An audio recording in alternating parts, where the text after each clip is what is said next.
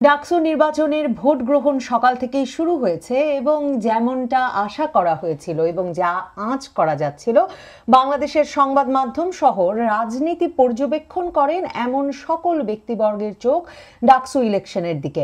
যারা সমালোচনা করছেন যে একটা ডাকসু নির্বাচন নিয়ে এত মাতামাতির কি আছে, তারাও যে এই বিষয়টি নিয়ে কথা বলছেন তার একটা কারণ এই যে সকলেই বুঝতে পারছেন এই যে আওয়ামী লীগ বিএনপিকে ঘিরে রাজনীতির সমীকরণ, সেই সমীকরণটি 2024-এর 5ই আগস্টের পর থেকে একেবারে পাল্টে গেছে। আওয়ামী লীগ রাজনীতির মাঠে নাই, ডাকসু নির্বাচনে ছাত্রলীগ কোথাও নাই এবং ছাত্রদল ছাত্র শিবির এরা দুটো মূলত দুই রাজনৈতিক প্রতিপক্ষ, সবচেয়ে শক্তিশালী রাজনৈতিক প্রতিপক্ষ হয়ে উঠেছে বাংলাদেশের রাজনীতির মাঠে, মানে বিএনপি আর জামায়াতে ইসলামী। আরেকটি শক্তিশালী পক্ষ হিসেবে দাঁড়িয়েছে বৈষম্য বিরোধী ছাত্র আন্দোলনের নেতৃত্ব দানকারী পক্ষ, যারা জাতীয় নাগরিক পার্টি গঠন করেছে, আর ডাকসু নির্বাচনের ক্ষেত্রে যারা বাংলাদেশ গণতান্ত্রিক ছাত্র সংসদ বাগছাসের হয়ে নির্বাচনে অংশ নিচ্ছে। তার মানে এই যে রাজনীতির সমীকরণটা একেবারে বদলে যাওয়া, আওয়ামী লীগ বলে আর কিছু নাই, রাজনীতির মাঠে জামাতে ইসলামী এবং বিএনপির থাকা, জাতীয় নাগরিক পার্টি বা বাগছাসের উত্থান। এই অবস্থায় রাজনীতির মাঠটা কেমন হয়, ভোটের সমীকরণ এবং ভোটের মাঠটা কেমন হয়, সেটা দেখবার প্রথম পরীক্ষা ক্ষেত্র হয়ে উঠেছে এই ডাকসু নির্বাচন। আর কে না জানে ডাকসু নির্বাচনে যারা জয়ী হবেন তারা তারকা রাজনীতিবিদ হয়ে উঠবেন। ডাকসু নির্বাচনে যে পক্ষ জয়ী হবে সেই দলটি একটা গুরুত্বপূর্ণ ভূমিকা রাখবে এরপর বাংলাদেশের জাতীয় রাজনীতি এবং আগামীর জাতীয় নির্বাচন কোন পথে যায় সেই হিসেব নিকেশটিও বদলে ফেলার জন্যে। এসব কারণেই কিনা বলা যায় না ডাকসু নির্বাচনের প্রচারণার সময়টা যেমন ছিল অবিশ্বাসে, পারস্পরিক দোষারোপে, ষড়যন্ত্রের অভিযোগে ভরা, ঠিক তেমনি ভোটের দিনটাও সেভাবেই কাটছে। ব্যালট বাক্স পূর্ণ করে রাখা আগে থেকে, মানে আগে থেকে ভরা ব্যালট বাক্স, কেন স্বচ্ছ ব্যালট বাক্সের পরিবর্তে অস্বচ্ছ ব্যালট বাক্স, এসব নিয়ে যেমন প্রশ্ন উঠেছে ব্যালট পেপার আগে থেকে পূরণ করে রেখে তারপর মানে ভিপিজিএস পদে কাকে নির্বাচন করতে হবে সে বিষয়টিতে পূরণ করে রেখে সেই পূর্ণ ব্যালট পেপার ভোটারদের হাতে দেওয়ার এবং তা নিয়েও হাতে নাতে নাকি ধরা পড়েছে এমন অভিযোগ উঠেছে আচরণবিধি লঙ্ঘনেরও। ছাত্রদল প্রার্থী আবিদুল ইসলাম, যার বিষয়ে প্রচারণার মূল বিষয় যে প্রগতিশীলদের হাতে বাংলাদেশের ছাত্র আন্দোলনকে রাখতে, বাংলাদেশের ছাত্র আন্দোলনকে মুক্তিযুদ্ধের পক্ষে রাখতে জাতীয়তাবাদী ছাত্রদলের এই প্রার্থীকে ভোট দিতে হবে, এমন একটা ব্যাপক প্রচারণার মধ্যে আবিদুল ইসলাম ভোট করছেন। আবিদুল ইসলাম এই অভিযোগ জানিয়েছেন যে তিনি রোকেয়া হল কেন্দ্রে হাতে নাতে এমন ব্যালট পেপার ধরেছেন যেই ব্যালট পেপারে বিপি পদে সাদিক কায়েম এবং জিএস পদে ফরহাদের নাম টিক দেওয়া অবস্থায় ব্যালট পেপার দেওয়া হয়েছিল। সকাল থেকে অভিযোগ ছিল যে সংবাদপত্রগুলো লিখছিল যে আচরণবিধি ভেঙে আবিদুল ইসলাম ঢুকেছেন ভোট কেন্দ্রে। আবিদুল ইসলাম বলছেন 2025-এর ডাকসু নির্বাচনের যে আচরণবিধি সেখানে স্পষ্টতই লেখা আছে প্রার্থীরা ভোট কেন্দ্রে ঢুকতে পারবেন, তিনি ঢুকেছেন এবং রোকেয়া হলে হাতে নাতে ধরেছেন পূরণ করা ব্যালট পেপার দেওয়ার ঘটনা।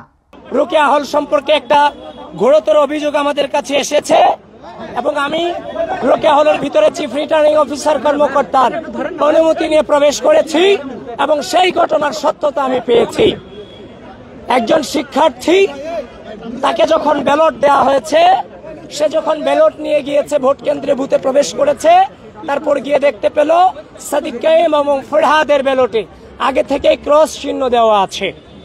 তো সুতরাং যেটা বর্তমান নতুন বাংলাদেশের রাজনৈতিক পরিপ্রেক্ষিতে যেটা অশনির সংকেত।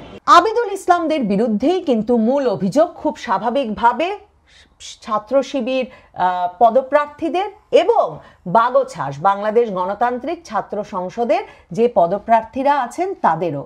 ছাত্র শিবির নেতা সাদিক কায়েম, এস এম ফরহাদ, তারা সাংবাদিকদের সামনে, সংবাদ মাধ্যমের সামনে বারবারই আচরণবিধি লঙ্ঘনের অভিযোগ তুলছিলেন ছাত্র দলের নেতাদের বিরুদ্ধে। যে ছাত্র দলের ভিপি প্রার্থী আবিদুল ইসলাম যখন ইচ্ছা যেখানে ইচ্ছা ঢুকছেন, শুধু সেটাই নয়, তারা ভোট কেন্দ্রের খুব কাছাকাছি জায়গায় রীতিমতো লিফলেট বিতরণের কাজ করছেন এবং যেখানে ইচ্ছা যখন ইচ্ছা চলে যাচ্ছেন আবিদুল ইসলাম। ছাত্র শিবির নেতার এই অভিযোগের পাশাপাশি এস.এম. ফারহাদের অভিযোগ আছে যে পোলিং এজেন্ট তাদেরকে ঢুকতে দেওয়া হচ্ছে না, অথচ ছাত্র দলের পোলিং এজেন্টদেরকে বিভিন্ন কেন্দ্রে অ্যাক্সেস দেওয়া হচ্ছে। পোলিং এজেন্ট বিষয়টাও কিন্তু ভীষণ গুরুত্বপূর্ণ। পোলিং এজেন্টদেরই দেখার কথা যে তার দলের প্রার্থীর বিপক্ষে এবং অন্য দলের প্রার্থীর পক্ষে কোনো সুযোগ সুবিধা দেওয়া হচ্ছে কিনা, তার প্রার্থীকে জিততে বাধাগ্রস্ত করবার জন্য কোনো অনিয়ম কারচুপি হচ্ছে কিনা। এস.এম. ফারহাদ শিবির প্রার্থীরা অভিযোগ করছেন শুধু আচরণবিধি ভাঙছেন আবিদুলরা তাই নয়, তারা পোলিং এজেন্টদেরকে যাতে নির্বাচনী কেন্দ্রগুলোতে ঢুকতে না দেওয়া হয়, তাদের পক্ষের নির্বাচনী কর্মকর্তারা মানে ঢাকা বিশ্ববিদ্যালয়ের শিক্ষক কর্মকর্তা কর্মচারীরা সেই ব্যবস্থা করছেন। সবচেয়ে গুরুতর অভিযোগটি এসেছে বাগছাস জাতীয় নাগরিক পার্টির যে ছাত্র উইং, বাংলাদেশ গণতান্ত্রিক ছাত্র সংসদ, তার জিএস পদপ্রার্থী আবু বাকের মজুমদারের কাছ থেকে। তিনি বলছেন কার্জন হলে নাকি রীতিমতো ভর্তি ব্যালট বাক্স ভোট দিতে হচ্ছিল ভোটারদেরকে এবং ভোটাররা বেরিয়ে এসে তাদের বলেছেন ব্যালট বাক্স আগে থেকেই ভর্তি ছিল। আবু বাকের মজুমদার এই অভিযোগ তুলে আবারও বলেছেন যে একটা পক্ষকে জিতিয়ে দিতে ষড়যন্ত্র হচ্ছে। ইতিমধ্যে আমরা খবর পেয়েছি এখানে আগে থেকে ব্যালট পূরণ করে ব্যালট বক্সে পূরণ হচ্ছে এবং এটা সবাই বলছে, সন্দেহটা জানাচ্ছে যে কোনো পাওয়ার প্র্যাকটিস করে এরকম দল তাদের পক্ষে এই ধরনের কাজ করা হতে পারে। এখন এটা আমরা যে আশঙ্কাটা করছিলাম কারচুপির আশঙ্কা, ইতিমধ্যেই সেটা আমরা এই কার্যনে দেখতে পেয়েছি এবং সারা ঢাকা বিশ্ববিদ্যালয়ের শিক্ষার্থীরা উদ্বিগ্ন এখন যে আসলে শেষ পর্যন্ত ভোটের রেজাল্ট উলটপালট করে কিনা, এবং তারা উপর থেকে বিভিন্ন জায়গা থেকে ফোন দিচ্ছে। এগুলো আমরা আগে থেকে শুনেছি, আজকেও সেই ঘটনাটি ঘটছে। আমরা আমাদের আশঙ্কা যেটি 10 দিন ধরে জানিয়েছিলাম সেটি আজকে আমরা দেখলাম যেখানে ঘটেছে। খুবই দুঃখজনক, কলঙ্কজনক ঢাকা বিশ্ববিদ্যালয়ের ইতিহাসে এই যদি ঘটনা এখানে আরো করার চেষ্টা করে। মেঘমল্লার বসু, উমামা ফাতেমা, যাদেরকে বাংলাদেশের অনেক সংবাদ মাধ্যমে ভীষণ পছন্দ করছে, ওই যে বললাম যে ডাকসু নির্বাচনটিকে প্রগতিশীলতা, মুক্তিযুদ্ধের পক্ষ বিপক্ষ এই বয়ানের পক্ষে বিপক্ষে যারা ভাগ করতে চাইছেন, এবং ছাত্রদল প্রার্থী উমামা ফাতেমা, মেঘমল্লার বসু, এরা জিতে এলে, এরা ভোট পেলে ঢাকা বিশ্ববিদ্যালয়ের প্রগতিশীলতা রক্ষা হবে, মুক্তিযুদ্ধের পক্ষ শক্তি ঢাকা বিশ্ববিদ্যালয়ে থাকবেন, এমন বয়ান যারা হাজির করছেন, তাদের পছন্দের প্রার্থী উমামা ফাতেমা, মেঘমল্লার বসু, তারা দুজনেই ভোট দিয়ে সন্তোষ প্রকাশ করেছেন। তবে উমামা ফাতেমা বলেছেন যে তাদের পোলিং এজেন্টকে ঢুকতে দেওয়া হচ্ছে না, এই বিষয়টিকে তারা একটা গুরুতর সমস্যা মনে করছেন। অনেক কেন্দ্রেই তার নিজের গিয়ে বা তার সমর্থকদের, তার দলের প্রার্থীদেরকে গিয়ে সেই সমস্যার সমাধান করতে হয়েছে। আর মেঘমল্লার বসু তো সংবাদ মাধ্যমের সামনে বলেই দিয়েছেন যে তিনি খুব নিশ্চিন্ত বোধ করবেন, আনন্দে গিয়ে জড়িয়ে ধরবেন যদি আবিদুল ইসলাম জয়লাভ করেন। তবে যদি সাদিক কায়েম জিতে যান, গণতন্ত্রের কারণে তাকে সেটা মেনে নিতে হবে বটে, তবে তিনি আনন্দিত হতে পারবেন না। দেখেন এই যে এই মুক্তিযুদ্ধের পক্ষ বিপক্ষ, আওয়ামী লীগ, বিএনপি, বাম সংগঠন, এসব ন্যারেটিভের বাইরে, এসব বয়ানের বাইরে, এসব মানে দ্বিদলীয় কিংবা বিকল্প শক্তি মানে বাম শক্তি, এসবের বাইরে রাজনীতিটাকে বুঝতে হলেও ডাকসু নির্বাচন এবার খুব গুরুত্ব দিয়ে দেখা দরকার। ঠিক উমামা ফাতেমার মতোই আরেকটি পক্ষ কিন্তু অভিযোগ করেছে যে পোলিং এজেন্টদেরকে ঢুকতে দেওয়া হচ্ছে না কেন্দ্রগুলোতে, এবং শিরোনামে আসার পর সেটি যদি লক্ষ্য করেন তাহলে বুঝবেন ঢাকা বিশ্ববিদ্যালয়ের রাজনীতি কতটা বিস্তৃত হয়েছে। বাংলাদেশের জাতীয় রাজনীতিতে যেমন বাংলাদেশ ইসলামী আন্দোলন বাংলাদেশ মানে চরমোনাই পীরের দল একটা গুরুত্বপূর্ণ শক্তিশালী রাজনৈতিক পক্ষ হয়ে দেখা দিয়েছে, সকলের নজর কেড়েছেন। তারা আসলে দীর্ঘ সময় ধরেই রাজনৈতিক তৎপরতায় সক্রিয় ছিলেন, দল সংগঠন করছিলেন। সেই ইসলামী আন্দোলন বাংলাদেশ তাদের যে ছাত্র সংগঠন আছে এবং সেই ছাত্র সংগঠনও যে অত্যন্ত গুরুত্বের সঙ্গে কাজ করছে ঢাকা বিশ্ববিদ্যালয় পরিসরেও, সেটাও কিন্তু এই নির্বাচনের মাধ্যমে জানা যায়। কারণ এই নির্বাচনে কেন্দ্র থেকে ছাত্র আন্দোলনের এজেন্টদেরকে বের করে দেওয়ার অভিযোগ মিডিয়ার সামনে, সংবাদ মাধ্যমের সামনে নিয়ে এসেছে ইসলামী আন্দোলন বাংলাদেশের চরমোনাই পীরের দলের ছাত্র উইং, ইসলামী ছাত্র আন্দোলন বাংলাদেশের ইয়াসিন মারজান আলাউদ্দিন পরিষদের জিএস প্রার্থী মোহাম্মদ খায়রুল আহসান মারজান। তার মানে আপনি আমি লক্ষ্য করেছি কি করি নাই সেটা গুরুত্বপূর্ণ নয়, সংবাদ মাধ্যমে এরা মনোযোগ পেয়েছেন কিনা সেটা গুরুত্বপূর্ণ নয়, এবং সেটা বরং একটা বিশ্লেষণের প্রয়োজন আছে। কিন্তু দেখুন, ইসলামী আন্দোলন বাংলাদেশেরও একটা আলাদা প্যানেল ছিল এবং আছে এই ডাকসু নির্বাচনে। এই অবস্থায় ডাকসু নির্বাচনের ফলাফলটা শেষ পর্যন্ত কোন তরফে যায় এবং গেলে বাংলাদেশে এই মানে 2024-এর 5ই আগস্টের পর যাকে নির্বাচনী ট্রেনে ওঠা বলছেন সরকারের সংস্কৃতি উপদেষ্টা মোস্তফা সরোয়ার ফারুকী, সেই নির্বাচনের প্রক্রিয়াটা শুরু হলো যেই নির্বাচনের মাধ্যমে এই ডাকসু নির্বাচনের ফলাফল প্রত্যেক পক্ষ মেনে নেবেন কিনা সেই নিয়ে কিন্তু একটা সন্দেহ থেকেই যায়। কারণ যে সন্দেহ, অবিশ্বাস, এমনকি নির্বাচনী কর্মকর্তাদের দিকে আঙুল তুলতে বাধ্য করেছে ছাত্রদেরকে, সেই অবিশ্বাস, সেই সন্দেহ পার হয়ে কি তারা সত্যি নির্বাচনের ফলাফল মেনে নেবেন?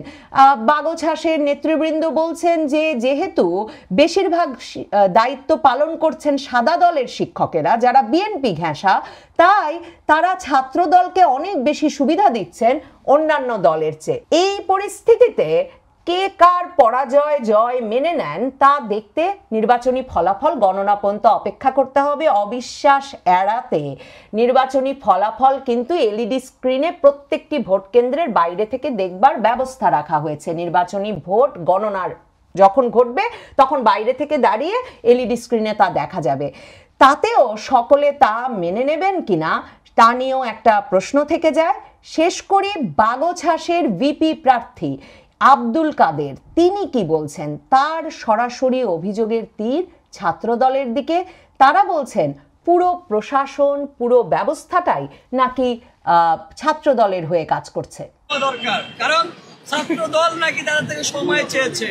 ছাত্রদল নাকি সরাসরি বলেছে যে আমরা যদি হলে থাকতে পারি নাই, আমাদের একটু সময় দেন, আমরা একটু গুছিয়ে নিই।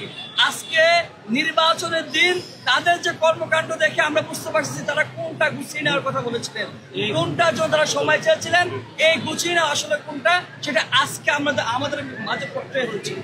অথচ দেখুন, ছাত্রদল তো সেই নির্বাচনের শুরু থেকেই অভিযোগ করে আসছে, রীতিমতো মানববন্ধন করে অভিযোগ করেছে যে বিশ্ববিদ্যালয় প্রশাসন, উপাচার্য সকলেই ছাত্র শিবিরের পক্ষে, কারণ তারা সকলেই নাকি জামায়াতে ইসলামীর রাজনীতির অনুসারী।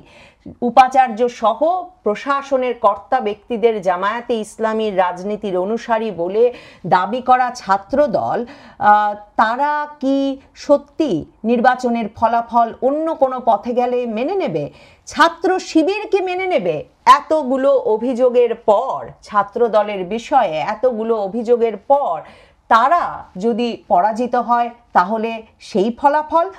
আর এই যে বাগছাস, ইসলামী ছাত্র আন্দোলন সহ বিভিন্ন পক্ষের যে লড়াই, আবার এই যে প্রগতিশীলদের হাত থেকে ডাকসু নির্বাচন চলে গেল কিনা তা নিয়ে যে শঙ্কা এবং প্রচারণা, এর মধ্যে কে জেতে কে হারে, আর যে পক্ষ জেতে সে পক্ষ শান্তিতে ঢাকা বিশ্ববিদ্যালয়ের ছাত্রদের অধিকার রক্ষায় কাজ করতে পারে কিনা, এ সবই দেখার ব্যাপার।